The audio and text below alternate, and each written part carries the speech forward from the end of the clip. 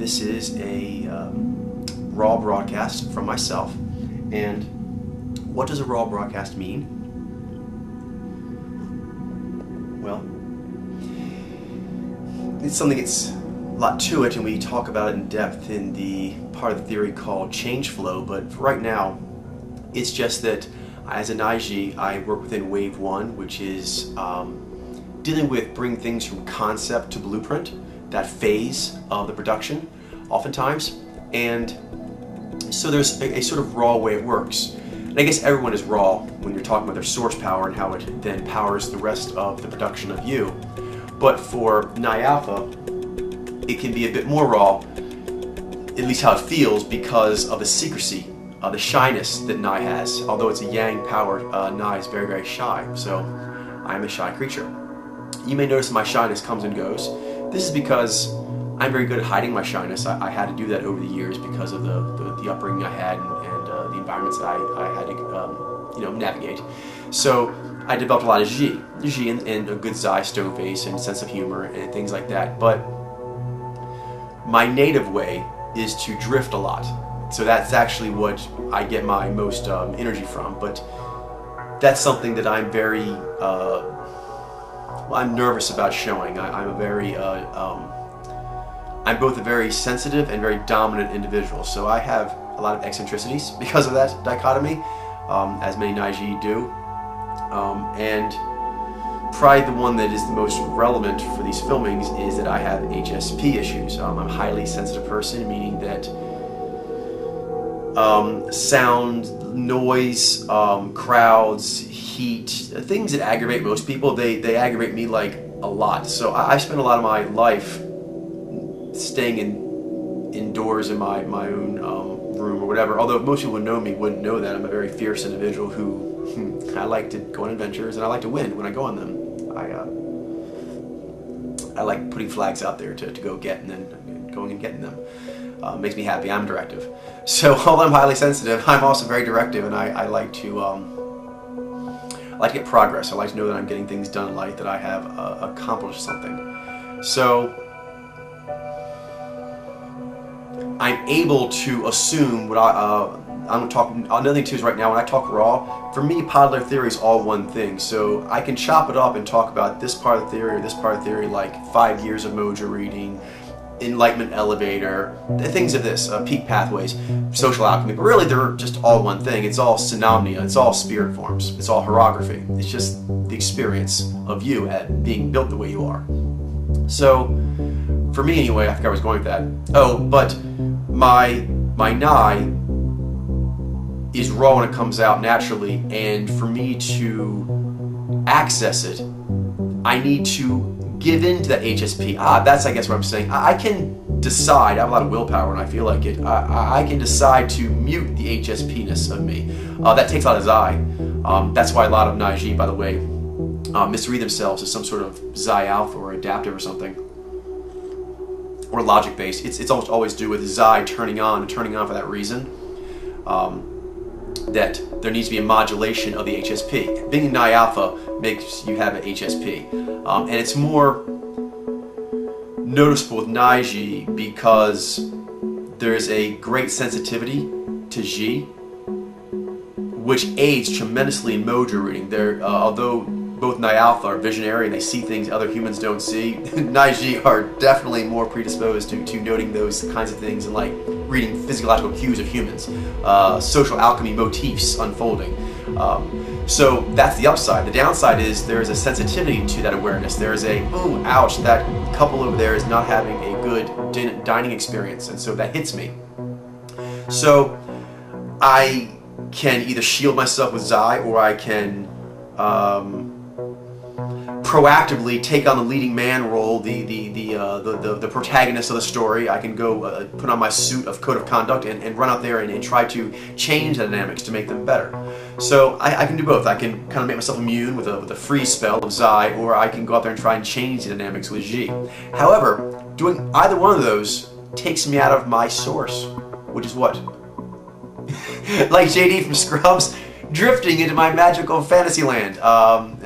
Whatever form it takes, different Naiji, you know, depends on what you were raised on. I was raised on, well, not raised, I raised myself in these ways. I liked comics and so forth, and different other media like movies and sci-fi and fantasy and things like that. So that my Tsunami has picked up on that and it uses that. So my world looks like that. But still, any Naiji wants to go into their little faraway place, whatever that means to them, into that infinitely vast, ever-changing landscape within them. There's a landscape, there's a place they go to. It's hard to explain unless you're an IG, but if you're an IG, you know what I'm talking about. And it can get real sciencey too. I'm not going to go on and on about this, but people ask about, I think someone did, about G. Because it's something me and Jonathan talk about a lot, is G can take on a non-human aspect, particularly if you are an interpretive, so that you can see mathematics and planets and other things like this also as being sort of family-like with G. And so when those family members aren't doing well, that hits you too. So Naiji have a lot of HSP issues, and you have to deal with that in order to get to the Nai, because the deeper you go into your Nai, the more HSP you get, because it has to do with detaching. When I detach and come back, you're kind of raw. You're raw when you come back because you're technically unformed. You've gone to your Nai and you've basically dissolved the entire mandala of you and you're to start over again. So you're kind of waking up like a blank page. Upside is you get to start over and get the insights that only come from starting from scratch, seeing from fresh eyes. But you're also completely vulnerable. You've not put on any G or Z suit. You give no structure, no ability to fight, no ability to articulate, no ability to structure, to give voice, definition to what you have in here. So that feels very vulnerable. Why am I going on about this? Well, if I'm going to do these filmings, I need to give you the rawest answers I can, because the deeper I go into my Nai, I will get better and better stuff, but that takes us to an earlier and earlier stage of the process. But I'd like to include you in this process, but that's why I put it in the members only area, is because I need to trust people in order to show myself in this way. So if you're cool with me being like this, and you understand that I could also be much more bop on, la la la, and I could write long articles, and I can pretty much do any kind of intellectual performance you feel like doing, but that's not the native way it comes out, and the native way it comes out is always the greatest it could be. And then finding forms for it is always a compromise process. So that's what we're trying to do right now, is I'm trying to have as little that compromising of the actual material for you. So, but in order to do that, I have to explain that I'm a bit odd. I have some odd ways. Being Naiji, hear me odd anyway. But I'm a very powerful Naiji, and with Naiji, being powerful and being vulnerable actually go hand in hand. There's a very 49-51 principle to that, which I can elaborate another time. But long story short is the two go hand in hand. So Naiji and Naizi as well generally go with, when they're in that soft part, show nothing, absolute secrecy, and only once you've formed up to the point that you can push do you use your G or Z to say, oh hello, I have an idea, but not at first. However, input or validation earlier would be very, very helpful, but that often feels very threatening. This is why Ni Alpha have to have Ni Alpha as their inspirational other, at least as the ideal inspirational, because, well,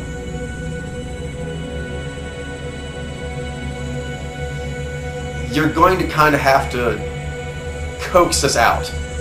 Ni Alpha are just not wired to release as much of their secrets as they should voluntarily, so they need help with that. However, Ni Alpha are really good at being secret agents, which means if you, it has to be like a honeyed way out. It has to be a coaxing. It can't be a way trying to like force or outmaneuver or pin down or anything like that, because that won't work. But Ni Alpha don't work that way. They have a special irrepressible spell that just, well, as Nee just said, that's dead sexy. So that right back at you. So that Nye thinks that Nee is dead sexy, and that's why. I'm going to ask for people to be cool who are watching this, so I can continue to flow. The material that I'm giving here, it is material that can be matriculated down to the guest area, but respect must be shown to my process. At any point that I feel that I'm not being respected in the way that I work, my process, then I'm going to withdraw. I've gone over 3 decades of not telling anyone what I was doing, so trust me, that it is my inclination to be very, very, very, very reclusive.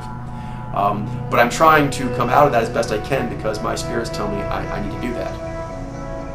Okay, that's another eccentricity you should be aware of. So the first one was HSP, which will be an ongoing theme. I'll talk about that at length, and that's another thing I need to be comfortable talking about myself, and that is part of me. What else? The spirit forms.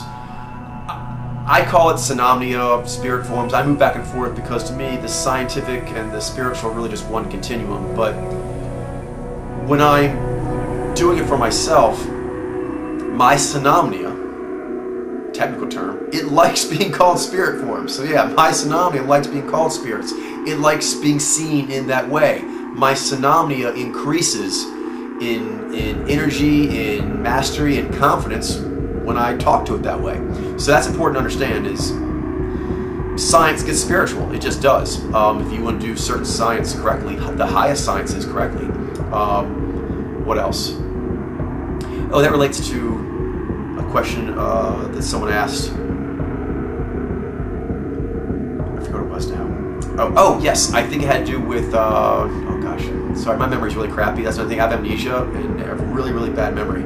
Although I can often look like I don't. Like right now I'm looking all out there. That's because I'm being my natural self. But if I was in game mode, first of all, I can fake it really well. I can fake that I know stuff when I don't. I've had to. When you have as much amnesia as I do, you just got to pick that skill up. I used to feel bad about that because I kind of felt like I was fibbing all the time, but I had to because I didn't remember what was going on. I would forget my name. I forget where I was at. I still do. So there's that. However, you wouldn't know that if you ever got into a debate with me because I get that stuff, but I don't remember things. It's actually my Xi principles. I get Xi principles. In fact, the faster I go, the more I just say stuff. And then people are like, how do you remember that? I would like, remember what? Like, I wouldn't remember that I just said it. It's weird. Like, yeah, but it works for me, and I'm very confident in that. I don't lose debates.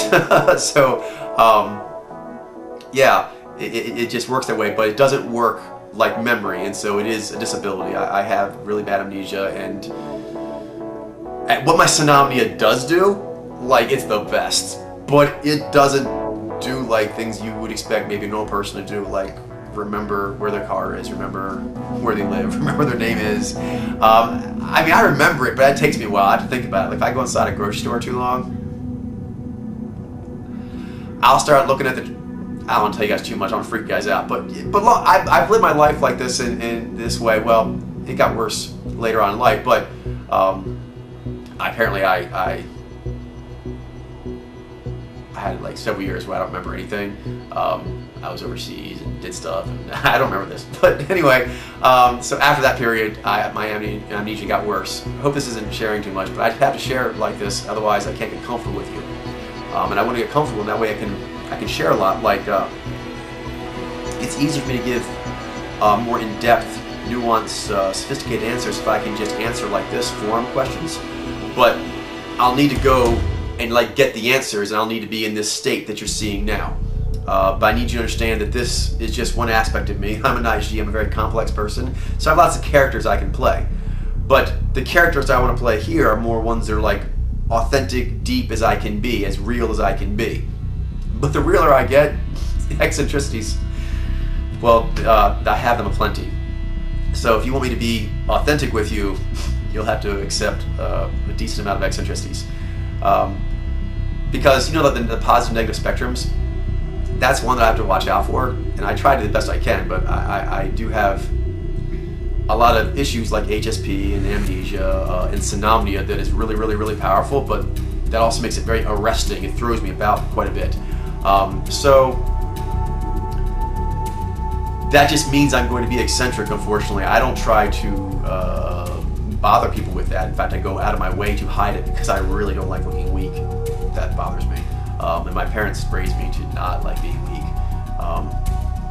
both the parents are Naiji, which is an issue, double directives, but they definitely got the part about not being weak. They made sure I got that lesson. But when I relax, I flow better and give better stuff. So there's a vulnerability in order to get the best stuff. What else? I'm just gonna go over some stuff here now and see how long I go here. Let's see. Spirit forms you respected. Amnesia. Synopnia is raw. When it first comes out, it's raw. One thing about being raw is right now, even here, I'm kind of being more raw than you may have seen me before. And there's a few things you're going to see with that. One is, I'm keeping this from you right now, but my temper gets closer to the surface, and that's not bad. That's just the way it works for a Ni Alpha. Is the closer I get to what I believe to be personal truths, and I'm touching them raw and direct in my psyche. Yeah, I get all natural law, like that's the way it is. And, yeah. So I'm warning you now. I'm gonna try to ease you into it, but I get fired up. Okay. What else? Let's see. HSP, reclusive. What else? Oh, being raw. The temper is raw. Also, body twitching. This is something that I'll get into as much as people want to. I know a lot of Ni Alpha will probably find this interesting. It's what I call the warp frenzy. It's like something in Celtic heroic tradition. But it's a metaphor for something that happens to Ni Alpha, which is their body twitches as they get a lot of energy into it. It's because you have everything coming down to this absolute visceral moment in time. It's why Ni Alpha break a lot of records. But the downside is that energy is meant to do like inhuman stuff, and if you don't have something to do with it immediately, your body kind of twitches. It can get shaky. In fact, a lot of Ni Alpha, they don't know what happens to them. They actually feel like it's a weakness in them. And that is because, one, their body seems involuntary, and so it feels like they have less control of it than they normally do. And also, if they don't do anything with it, the adrenaline that's going through you causes what we call an adrenaline dump and overload, and so you get like depressed, and like your body turns like jelly, your legs get all wobbly. But that's actually just because you didn't kick it into like running after something or running away from something. Or producing a work of art that requires you to like hack away at marble for 10 hours. In which case, that energy has something to go upon. But in modern society, there's often not outlets for those kinds of things, and most Ni Alpha, Naiji don't even know what that energy is. So, with me, you'll see sometimes twitching. I can hide this. Again, I can use my G code of conduct to actually include V body movements, where I'm actually aware that I'm playing a part, and so I have to move my hands like this. I have to make sure I sit up like this, and I la la la, and how much eye contact am I having? Like, I can do that, and that actually bleeds some of the energy off to do that. However, sometimes I'm just getting very excited about an idea, and I'm not going to do anything with the idea yet. I'm still like getting the idea, and I'm thinking. My body will start doing little motions, and I don't want you guys to get all weirded out about that. And I don't like being made fun of that, because that's actually kind of power. You're actually watching someone who's very, very powerful, but it may look weird to your eyes. But I don't feel embarrassed about it. But if people have a problem with it, then they don't need to watch me. HSP. One thing that goes along with that is that the deeper I go to get my big thoughts and come back with them as best I can, there is a feeling of heightened impact should you be startled out of that. So like if I go to a deep thought, and I'll do more and more of that as I get more comfortable with these filmings and being revealing to you in this way, hearing loud noises startling me out of it, I may react poorly to that because I don't like it. I can hide how much that bothers me, especially if I leave the house. I prepare myself for those kinds of impingements. But when I'm alone and I go really, really deep, it's kind of like having the most incredible metaphysical sex you can imagine, and it's really, really angering when like a phone goes off or something.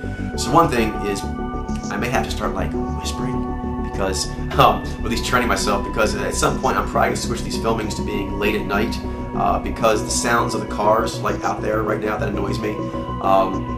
And so as I go deeper and deeper, my spirits will talk to me, and we'll have a dialogue, and I'll have difficulty going higher with them, and then I'll ask, why is that? And usually they want me to do something. It could be that, the sounds. It could also be more, noble things like they don't feel good about the way I left things with a certain individual, and so they want me to go and end that well. So I go and make sure that I end something well, and I leave it in a good way. Then I can talk to them better. So my spirits and we have a dialogue about what I can do in order to increase my connection with them. But on a very simple level, yeah, the HSP, my spirits get annoyed. They get angry that they're trying to send me telegrams from the unconscious, and they're being interrupted by, unimportant ambient noises.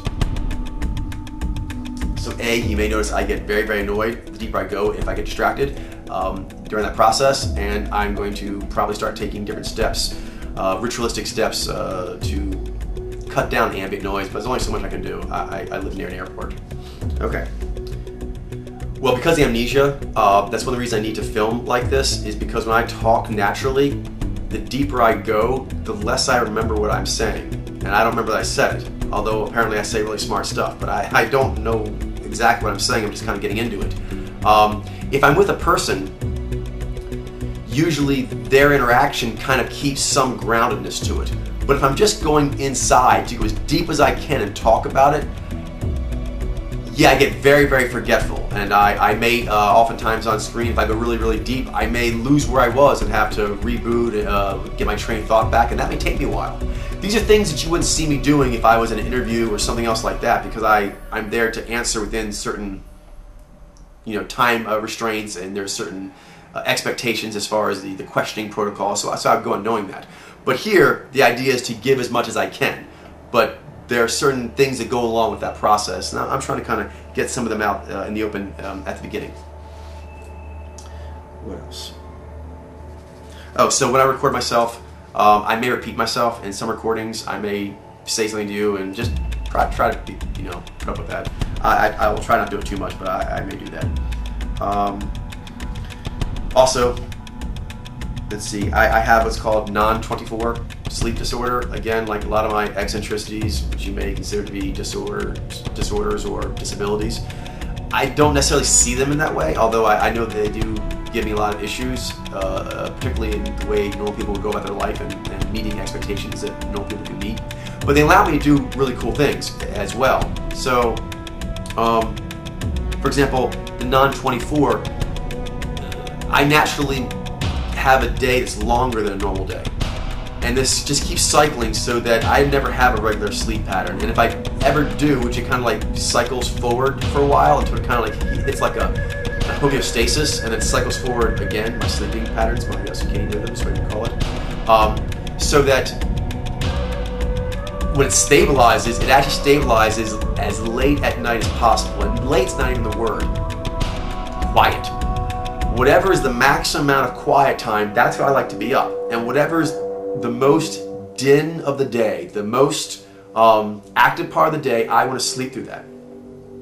Which is difficult, obviously, because it's noisy, but if I could get away from it, I would.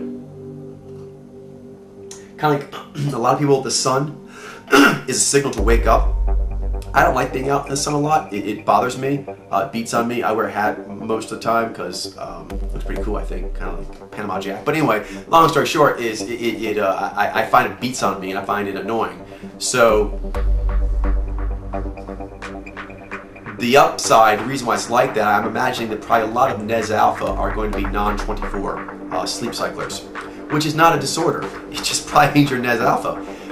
Basically, it's being wired to go forward with a project until it's complete and then rest it.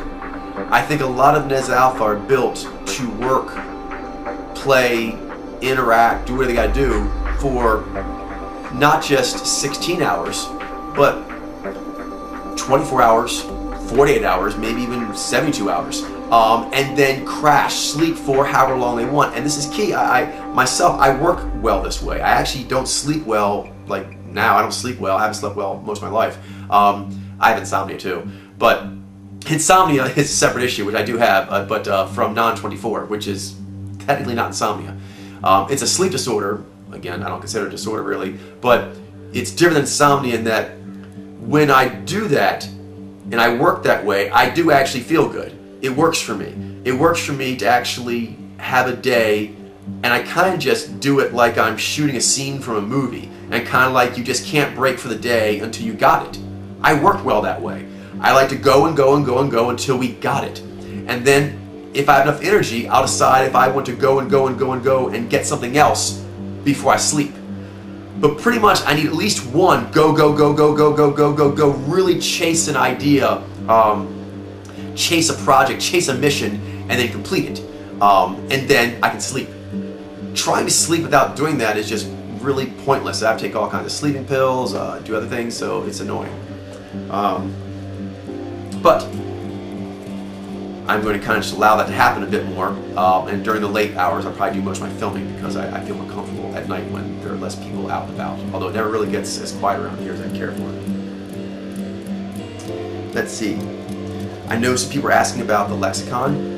We're going to be getting into that. Christina's working on that right now. She's trying to capture the things from me and put it in some kind of form. I know I'm all over the place, but actually got it pretty organized now. I'm proud of myself. I can give a few right off the bat, or at least one is I know pod layer. People probably wonder where that came from. Pod layer came from my spirits that kind of dialogue with me in vision form, and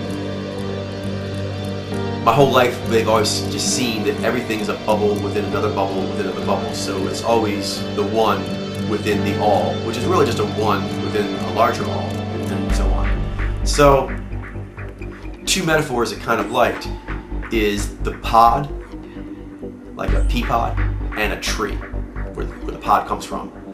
And then also like a lair, but like a puppy's lair. So the idea, my spirits liked it when I cross over humans with like plants and other things to really show that we're all just energy evolving. So humans are really just like cosmic puppies. So we're puppies and the cosmos is the lair. So, you know, this could have been pup lair. But it didn't go that route because they also liked, my spirits liked pod tree. So this could have been pod tree. But it wanted both. So as it does, it likes to mash things up and get all crazy and put apostrophes in there so it looks like it's from future elves or Atlanteans or something. So anyway, that's how pod layer became pod layer. So pod refers to growing out of the all, the tree, and layer refers to the all, and that we're basically like puppies in the lair of the cosmos. This whole cosmos is our cosmic lair. It's for us, it's our home. The entire thing, not just Earth, the entire cosmos is our home. Let's see. Oh. One thing we want to get started on is having people being able to level up, and there's going to be a very cool expansion of the leveling up system that's coming out soon. Nisha's working on the notes that I gave to her. But one thing I'll say right now is that it involves a lot of motor journalists, career tracks, and one of the things is the ability to take something like what I'm doing right now, raw content, someone who is just giving you an interview or spilling their guts or whatever, but you got like that raw content and being able to turn it into various things. Two in particular I mentioned right now that would be worth credit is there's going to be a track specifically for leveling up that is about reporting, and another one which is for article writing. So for these that I'm doing right now, for any of these filmings I do, if you do the entirety of it, then you get a credit. You get a credit for reporting if you take all the points that I made in kind of a bullet point fashion and you put that as a forum post. You initiate that post and then you field any questions that come on that forum post. If you do that, then you get a credit for that. 10 credits will equal a level increase. Also, there is the writing. You can also write up an article that basically is like a book report on this. And that you don't have to post as a forum post and then follow up. It's a one-time deal, but it's all-inclusive. It's written out so that it's meant to sort of stand alone. So that's for writing credit. Also, there is a thing called documentarian, and so that track is for actually doing various kinds of things that would be in documentary work. And the beginning levels of that, it involves transcriptions. So these things need to be transcribed a lot of times into direct text to be posted on the site as forum content for the various pages. So if you transcribe any one of these, you'll get a credit for transcription leveling, so which is part of the documentarian track. So the documentarian, the reporter, and then also the writer tracks. Okay. What else? I like to sometimes give you updates on things that are happening with our site, and that are good things, bad things, just general information. So a good thing is that the percentage of Mojo reading is going up. We have several people who are doing it now, and it's getting better and better. It's very encouraging that this is happening, and that the rate of the increases seems to be getting better and better as well. So that means that the teaching method for delivering this skill set is getting better. So it's very, very encouraging.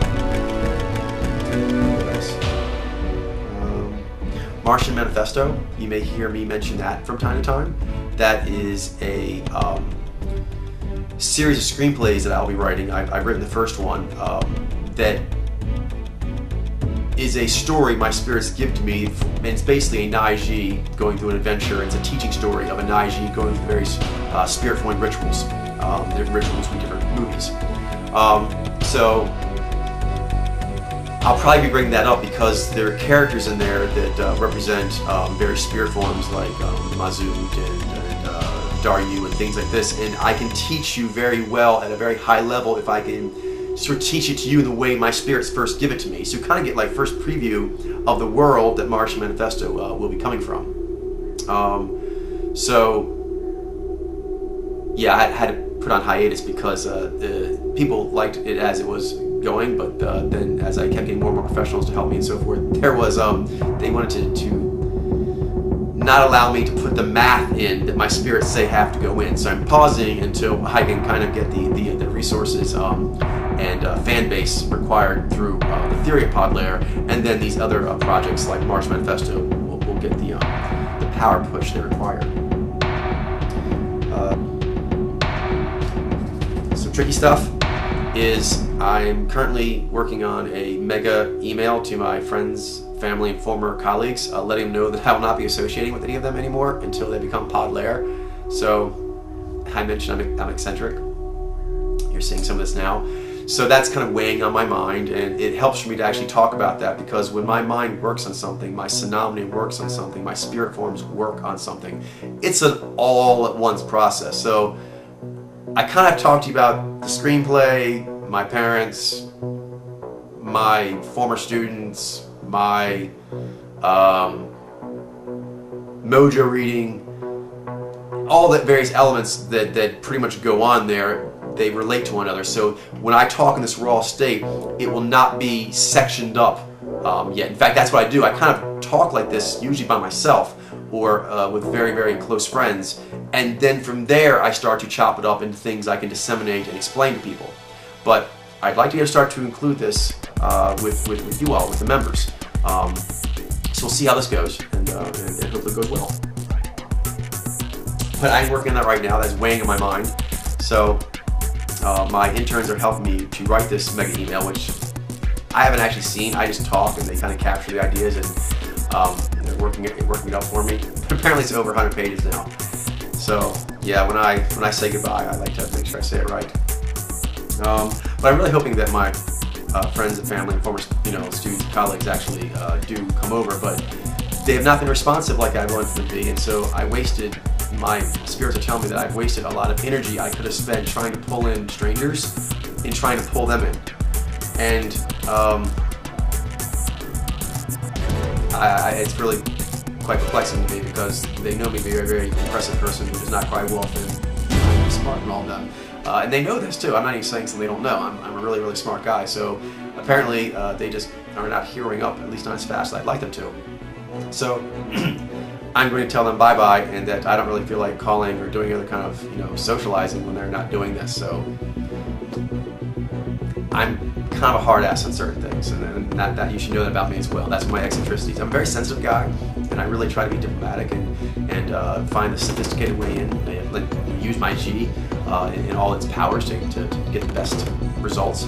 But sometimes you just have to put your foot down. If you're an I alpha, sometimes you as G, people you like, you're like, okay, truth is over here. You need to come over here. And if you're not over here, well, you're not my tribe. You're not my tribe. You're not my people until you're over with me.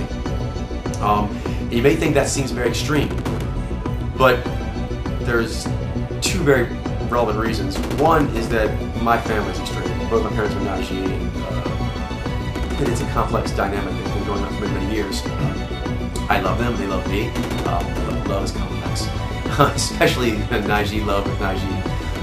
But the other thing is that my spirits have told me in no uncertain terms that I have to tell everyone who's not doing pod layer that they're basically some degree of stupid. And I can't be all nicey, take my time about this. We're behind schedule. As a human race, we are behind schedule as far as being, developed and enlightened, and that's why we are in the state that we are. So I'm going to be very aggressive, and I have to call anyone stupid who actually doubts what is going on here. Even my friends or family or former students, if they actually say, well, I don't see it, well, that's because they didn't look hard enough, or they didn't look at all, or they're just stupid. And I have to be able to say that. So that's kind of what this email is for, is to let them know that I'm making black bolts of stupid killing, and I'll be throwing them at any and all stupid that comes my way, and there really are no associations that will make you immune from me calling you on being stupid, because we're behind schedule. You're seeing a little bit now, you're my temper. I am a Ni Alpha visionary drive, and I'm seeing way out there, I'm seeing the rate at which humans are moving, I'm seeing the rate at which my friends, family, former colleagues are moving, and it's insufficient. It won't do. And so I can't tolerate it. So that's my stance. Let's get rid of the more annoying stuff. We're having issues with IMTV forum and people being ignorant over there because there was people who broke into our site to cause trouble, and a lot of this was instigated by a person named Dariush, D-A-R-I-O-U-S-H. And this person is someone who contacted me and wanted advice on life, and I actually was helpful until his weirdness got to be alarming, and then I basically kind of informed him of this, and he was insistent, and it showed that he really cared mainly about some sort of manipulation of a girlfriend of his that was not his girlfriend anymore. And well, long story short, I banned him. I didn't feel like dealing with this person. He seemed like a vampire kind of person. But now this person took material that I gave to him that was told that it was beta material, not to show it to the public, anything like that. And that was the only reason I was showing it to him, because I was trying to help this person out who's troubled. So this person repays this kindness by posting information that is sensitive, copyright protected, and just, it's ridiculous. But this is the kind of thing, I guess, that's going to happen sometimes. But that's something we're dealing with as well, and that's on my mind, so I wanted to share that with you. But that's where this all kind of originated from, is that person basically has a strong case of man love on me, because became obsessed with getting my advice, and I could not keep helping this person because of the state they were in and for what I felt they were using what my instruction was for. And this person did not take me not wanting to be their guru well anymore. So it's annoying.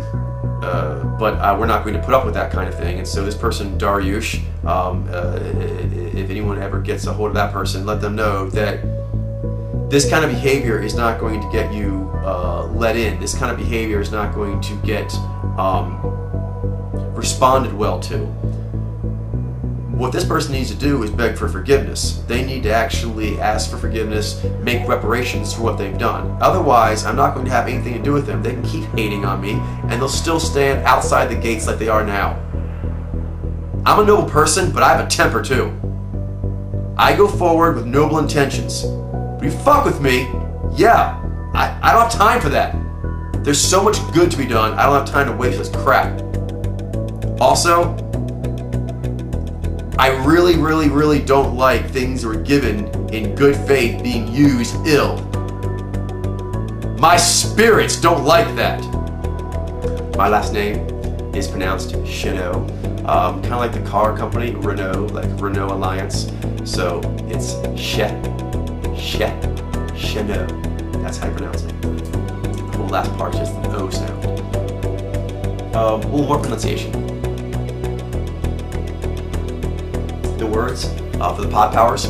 Some people were asking about that, particularly I think the X, how you pronounce that. So this is J, and this is, over here, this is Jai, and that's pronounced like the movie Gigi.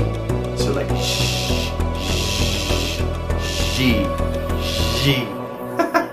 Hope I don't look too goofy, but oh well. Jai.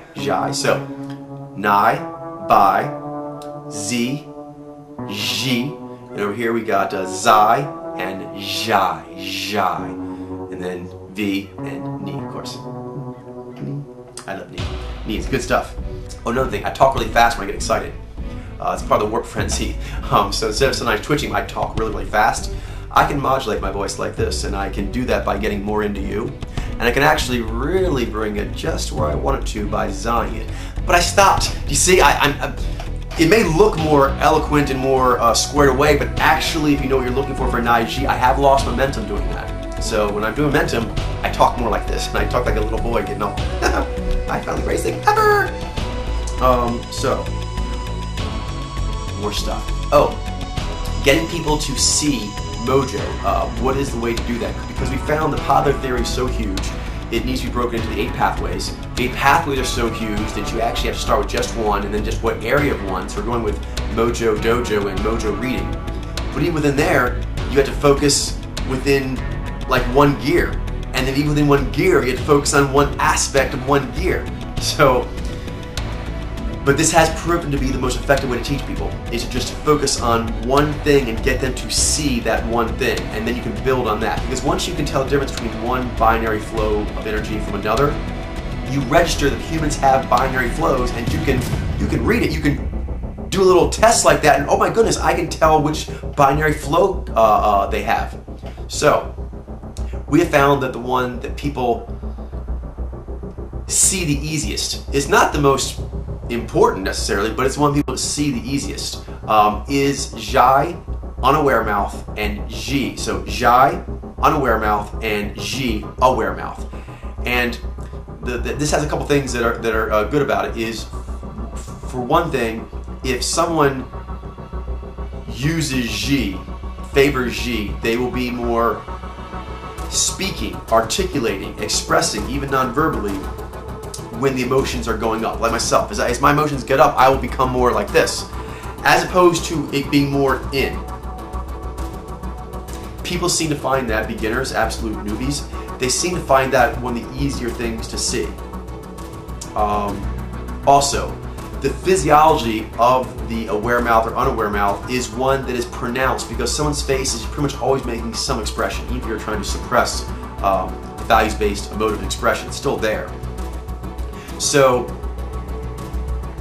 it's something you can use to tell the difference between all the different mojos, because some other cues can be more difficult, we found, but that one seems to be one that when people are looking at a logic-based mojo or values-based mojo, sometimes they have a hard time telling logic or values-based first, although that's the next one we go for, is whether or not it goes above the midline.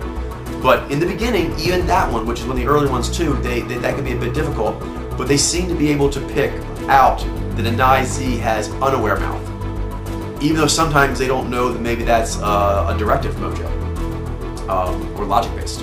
Okay, using information to start studying and begin to note who has aware mouth and who doesn't.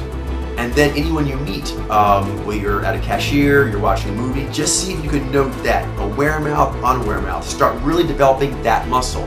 That's like a unique muscle in your psyche for reading people. Reading G, reading Jai, reading all the other pod powers are all different kind of dialects. That's, I think, one of the easiest dialects for people to kind of pick up in the beginning. Another good thing about the Ji and the Jai is that there is a very, very strong audible component. So you get to kind of hear and see Ji and Jai difference. So that's also very, very beneficial.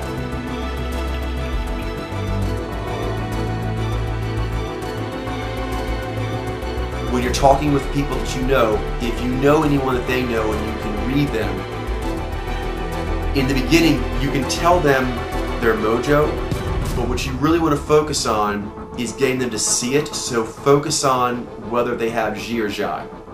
And of course you can tell them anything else they ask questions about, but when you try to get someone to see things, we found we point out lots of things, it just glazes their eyes over. It's just too much information to take in at once. It's too much art appreciation, too many different kinds of art to be appreciated at once. You can't take it all in. So it's better to take one kind of art to appreciate, which is the art of aware mouth versus unaware mouth. That's one kind of art humans have.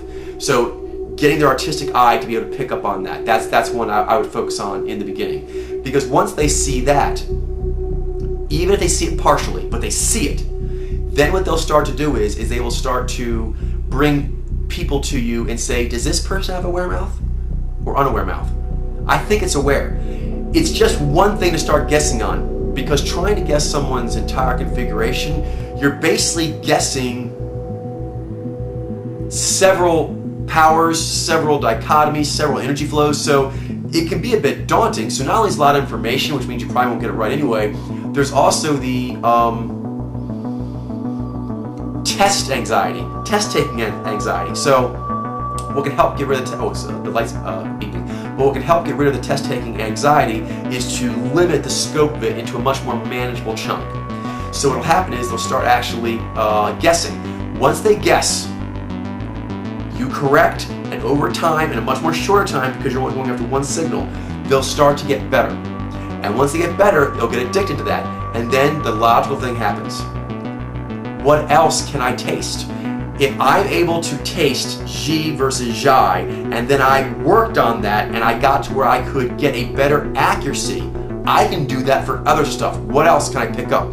It awakens the curiosity. That's your first goal as a teacher to someone about Podlayer, is to awaken their curiosity, which is A, I can read you. Now, being able to tell them their configuration will impress them, obviously, and the way you can do it. But when you try to teach them, just teach them that, and then let them ask questions, and then go from there.